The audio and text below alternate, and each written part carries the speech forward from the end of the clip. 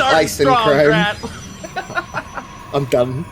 He is Team Exxon's Protoss frickin' player from Denmark, the 16-year-old.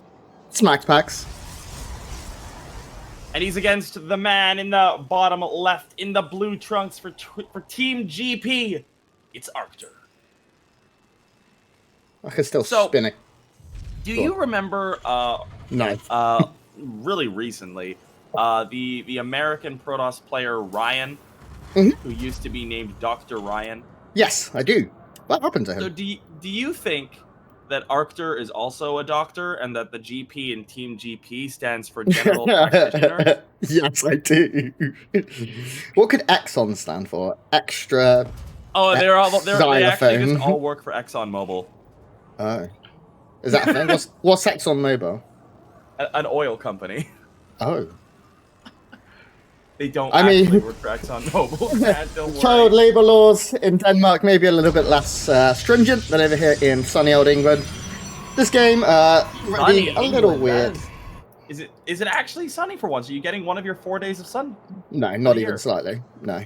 Not even slightly, of course. No, it's a beautiful gross. day here, Grant, and I'm looking forward to spend all of it indoors across from you.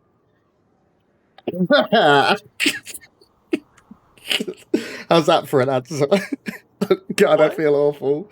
Oh, it might not. Did it not come through the mic? I have RTX voice. I just coughed and spluttered a lot. MaxPax through the mic for me anyway. Yeah, RTX voice stops that. I always forget. MaxPax has blocked the location of that barracks in a typical MaxPax way. His probe does go down here. He did make a zealot just to not only be able to secure his natural, but also be able to move across the map here and slow down the natural if it is built on the low ground. The barracks has been placed in a Mecca location, as it is so fondly known from the days of yonder. Yeah, and so far, Maximilian Pax is not really doing anything particularly cheeky. No. As opposed to King Arctur, who is also just having to adapt to this this pylon block. Really, the pylon block is kind of nice. It obviously makes it a little bit annoying for the Terran, this kind of SimCity the way they want to. But the bigger thing is that it allows the Protoss player to scout what's going to be coming out of these buildings, and just generally like what add-ons are going to be built, all things like that. And actually, you know what? Speaking of cheeky, it's going to be our Ruski boy with the armory very early on. Yeah, now we've been seeing a few Terran players, Jesus Christ, Grant, going for armory and very, very quick mass widow mines. With the armory upgrade, it's a nightmare. Before my dreams are shattered, I'm going to tell you what I want to see. I really wanted to make a Thor and pull all of his For medevac, go. He is not making a Thor, and I am disappointed. My disappointment is immeasurable, and my day is ruined, essentially. We should call MaxPax Maximilian Paxasus. You know, like Pegasus from Yu-Gi-Oh? Maximilian Paxasus. You like that one? It's a good one, right? Yes, I am 100% down. Cool. He won't even know who that is. Or we just interchangeably call him Maximilian and Paximilian. Yes. Oh, but that's good too. Do you know what's probably really awful? I don't reckon MaxPax was born when Yu-Gi-Oh came out. I don't know for sure. I don't think you're wrong. It would have been close, right? Oh my god, he was born in 2004. Yeah, he's a very young child. Oh my god. It's honestly it's a legally gray area that we're spending this much time with a young child, even if it is online watching StarCraft games. We're on a list. Okay, right, let's concentrate. StarCraft. I'm sorry, Heyoka, please don't shout at me. No, he's not watching. Zealots continuing to be produced right now here. Very odd to see this many Zealots. Twilight Council finally going up. We will see charge early. Oh, this is actually a really nice pick. Arctur almost gets one of the Phoenixes with these Marines in the middle of the map. What do you think about the Phoenix build here from MaxPax? It's very MaxPax. I don't mind a Phoenix for scouting. I think an Oracle kind of is good. Double Phoenix here, of course, very, very good for shutting down Widow Mine drops. Triple Phoenix.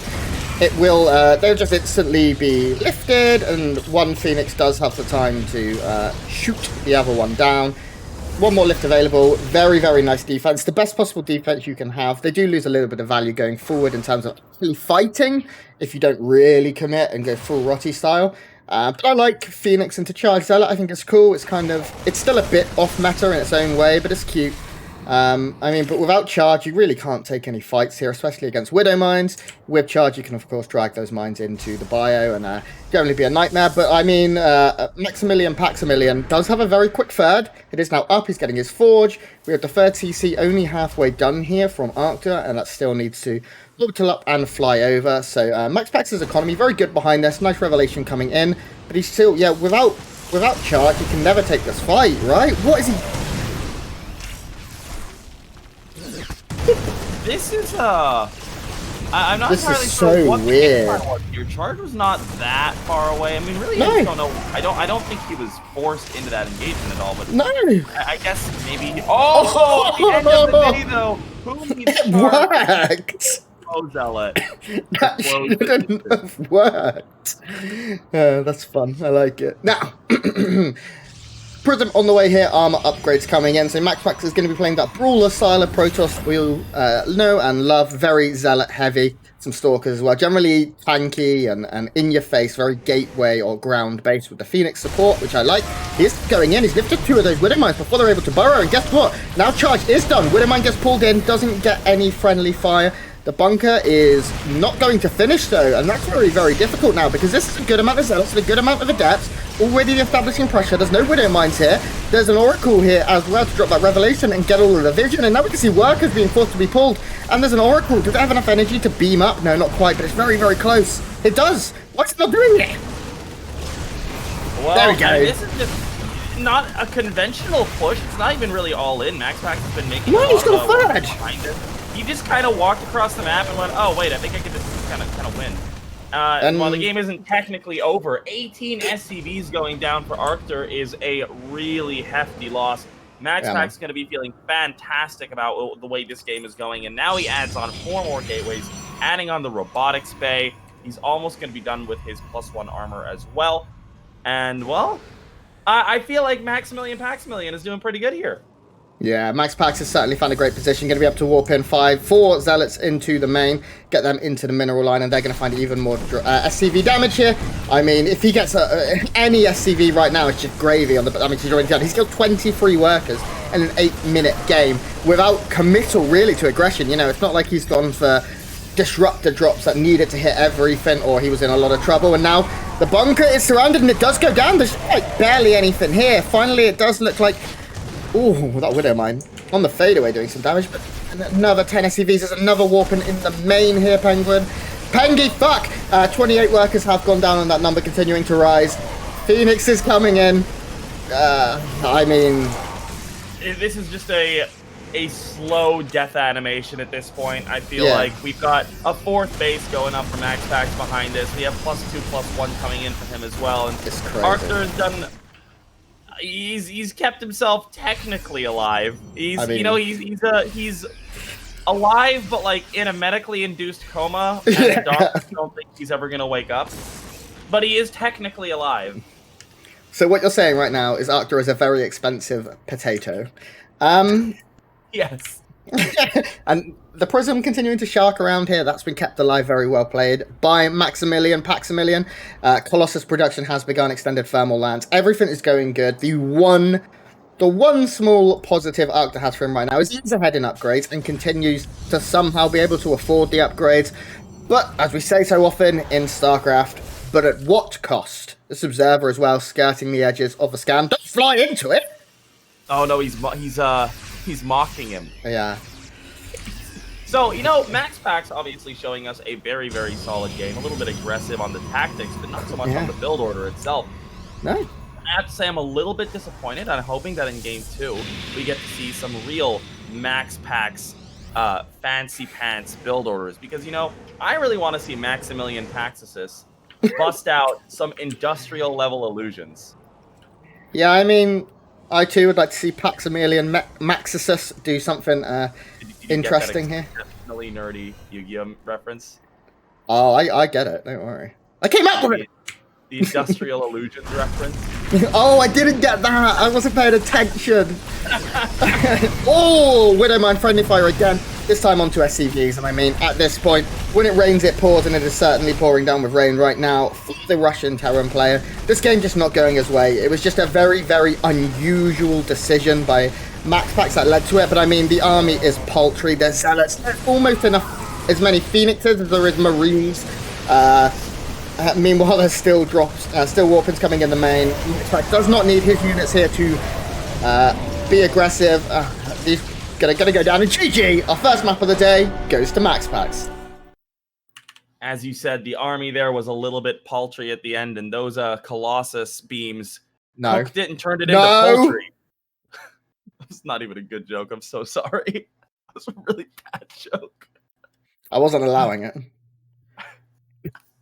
It's okay. Creighton yesterday tried to actually say Euthermal's new name, and I had to put a real hard stop to that before it got out of his mouth. What's the next map? Oh, I don't know. MaxPax is making them for me. Because we got to get that was players. An interesting first game by MaxPax. I was a big fan of that build order. Just because, like... Slow zealots. Yeah, no, I don't think it was intended to be that aggressive, honestly. It was really just kind of like, especially off the back of the one Widowmine hit that we saw that did a lot of friendly fire damage, that kind of started a spiral. And I think really, rather than MaxPax saying, I'm going to do an aggressive build and go attack, that I feel like that was really more a MaxPax going, all right, I'm going to posture, force you to burrow your mind, slow you down a little bit. And then while all that was going on, there was a moment where he was like, oh, wait, I could just kill you with this small army. So he just kind of did it rather than like committing super hard to it from the beginning. So really, really good situational awareness there from our Protoss player. And MaxPax showing us that, yeah, I mean, he's got that thirst for blood, and he's good at sniffing out when his opponents are weak. Like a toon, blue eyes, white dragon. Oh, okay, too much. We're reaching a little bit too much. We're stretching. Stretching real hard. Expect a lot of this. The reach that we're going for is longer than that of a Decidueye. That was really bad. That was awful. That was even worse. It's longer than the distance between... Get us into the game. I'm in the game! Oh, okay. In the top right of Pillars of Gold Ladder Edition, a map we see a little bit less of these days. He is the Protoss player representing Team Exxon, playing for pride and a little bit of monies. It's MaxPax.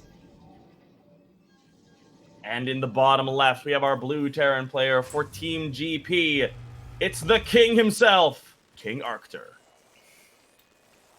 How crazy is it that Team GP, the all-Korean team, just has Arctur on it? No, it's not an all-Korean team. They have Bystork as well. Yeah, but he's... Oh, no, not Bystork. They have Kokojoey. Different Practically Korean. What? Practically Korean. What? No. Close enough. It is interesting that they just have Arctur, though. It's crazy, right? I mean, good for them. Yeah, I mean, I think it's really awesome. You know, we see foreigners supporting Koreans. Why not vice versa? I think it's awesome. That's a good point. Now, this game looking pretty standard. First gateway was put down at home. No MaxPax builds from the Pax Max himself. Instead opting to just play pretty normal. And when you're playing against an opponent you do feel you're maybe a little bit superior to in current form, if you do have those very cheesy, aggressive builds, maybe it's, you know, there's going to be another tournament. Maybe you save them. For slightly better players, or players you feel less confident against, of course, never to put down Arctur, who, this is his second season in a row in the DreamHack circuit, and he's done better every season so far. Last season, I believe he only picked up 1 series win. This time he's picked up 2. I mean, if he carries on, soon he'll be winning 8 out of his 7 series. And that would be cool. Think, this is, I think it kind of goes to your point that MaxPax is very well known as an extremely good aggressive player. Yeah. Just watching the way Arctur responded to this probe. He had 2 SCVs chasing that probe for so long. He's just like, no, absolutely not, MaxPax. No, stop. You're not void raying me today. Oh. Did you watch... Oh, you were casting. You didn't get to watch the Nina versus Future series, right? No. She just proxy voided him twice in a row. The series was over in like 9 minutes. And I mean, I think that was while I was casting it was Masa. Yes, I went and watched that back. Holy crap! What about? There's something else that I found really funny, and I can't think what it was. I mean, there was the M canning. Oh, did you see the Namshar reaction? That's what it was. Oh yeah. What a heartbreaker! And we have the choice on the A stream to watch like the feed from the studio or to watch in game. And I like to look in game, so I don't always follow the observer. I can see things myself. So I didn't see the reactions, and neither did Nate. So we're both like, yeah, I'm canning, memeing, joking. And then we tab out, and our producer's like, did you see Namshar? And I'm like, what? She's like, it's like the worst thing ever. And I really love, like, we both really love Namshar, right? Just like a super nice guy, and it obviously really affected him. I feel so bad for Chrissy dance moves, but unfortunately, Chrissy dance moves. That's what I call him. Yeah. So we saw a couple of adepts shading forward. They're trying to get a little bit over aggressive this time by MaxPax. Not really trading super efficiently. No. He did get one Marine and one Reaper, but you know those are not an amazing trade for 2 adepts, but still showing us that, you know what, he's not done with the attacking just yet. He's going to be going into multiple oracles this time around. Could be 3 seems to be a number that a lot of players like these days. Yeah, he might stop at 2. 2 can one-shot the probe. The third one adds a lot of utility and generally very safe because you kind of expect to lose 1. Does 2 one-shot SCVs? I don't think it does. Oh. SCVs have 5 more. This is only my job, dude. How am I supposed to know? We can tell by what one that are. So, Gateway's coming down, Twilight Council coming down. That's pretty standard transition. Behind these oracles, we should see a third here from the packs himself very shortly. Phoenix production once again beginning. MaxPax seeming to favour this Phoenix Colossus style, which we saw Goblin play a lot of last season and the season before that even. It's a pretty old school mentality and an old school way of playing Protoss versus Terran, but I really enjoy it. I just think having Phoenixes to lift up mines or tanks and take down medevacs is so invaluable. If you get Zealots to also wrap around and the medevacs are dead, then Protoss is just very difficult to deal with without ghosts. We did see a Terran player yesterday. Oh no, who was it? Vindicta. I'm gonna say Vindicta, going like really fast ghosts against a similar style. Like he was getting enhanced shockwaves before he was getting 2-2. Wow. It was insane. It was like an enhanced shockwaves rush, but his opponent was playing a very sort of like energy and zealot based army as well, and it was cool. I don't know if it was Vindicta. I'm looking. I know you've lost sound right now. Stefan, talk. What? No. In the meantime, we had a little bit of an aggressive push out by Arctur, but a very, very good revelation tagging that army, making it so that Arctur was not really able to find any holes. Paximilian max assists, really showing that his Millennium Eye, allowing him to see into the mind of Arctur, knowing exactly where he is. And you know, Arctur's decided, you know what, we're going to pull back. I'm not going to try to contest with the Millennium Eye of those oracles. And now, MaxPax has a pretty sizable army in the middle of the map with Charge about to finish up. This is exactly what happened last game. Arctur got caught in the middle of the map, and he's not going to be able to escape once Charge finishes up. These medevacs being taken down by these Phoenixes, and the Zealots are just pushing through, but this is a very large army of reinforcements coming on in. MaxPax, though, now he knows. He knows that it's a tank push. He's got a little bit more time to prepare. Yeah, more Zealots coming in here, more Phoenixes continued. MaxPax feeling comfortable enough to keep his upgrades rolling and add on his Twilight. His Templar Archives even, excuse me. Combat Shields has now finished for Arctur, and this push is still very strong. He's only lost 6 Marines and 1 medevac. So this push is going to siege up here in the 3rd position, as it always does. The Phoenixes will lift the tanks and shoot down at the medevacs. The Zealots trying to get that wrap around here. There's still a good amount of Zealots left, and of course the Oracle offering its beams as well. Wow, what an incredible defense. It was just effortless almost looking from MaxPax. He's just so on top of this style. He knows the timings, and that was a pretty big army by Arctur too, and MaxPax just didn't care at all. Sent that entire group of units straight to the Shadow Realm.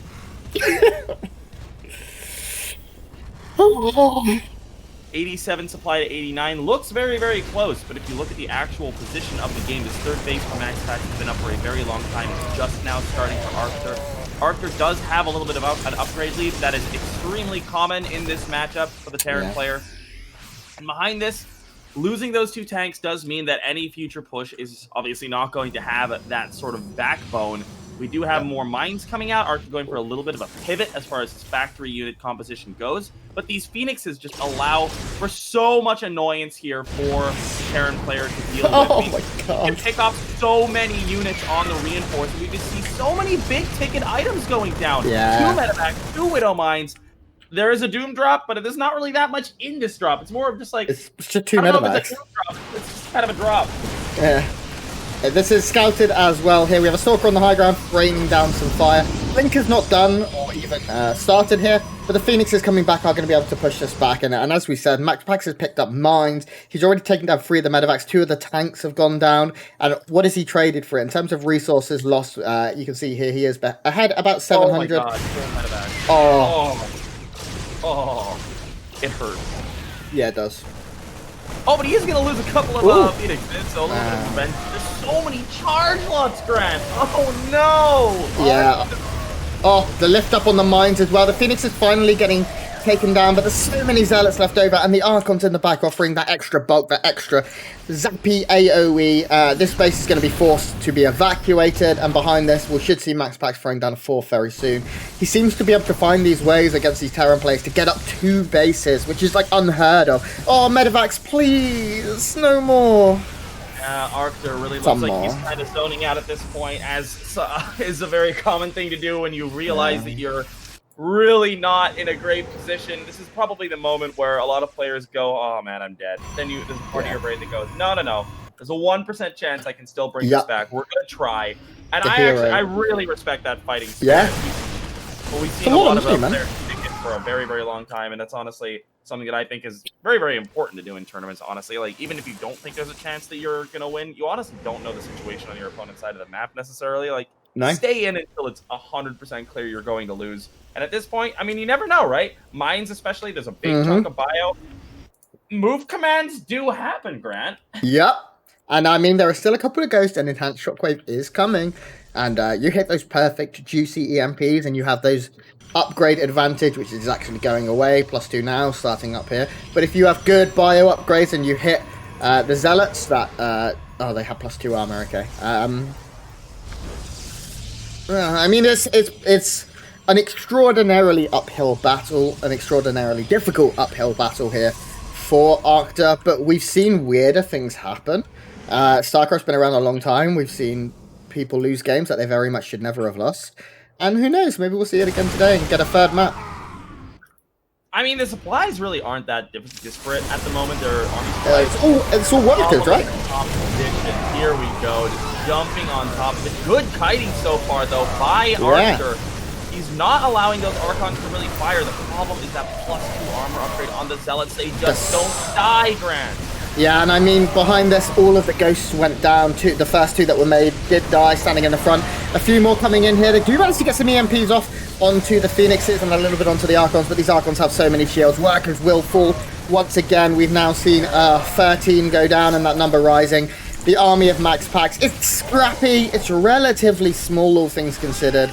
But, you know, it's not the size, it's what you can do with it, and MaxPax is showing that he can hit the money spot. And GG, MaxPax picks up a 2-0.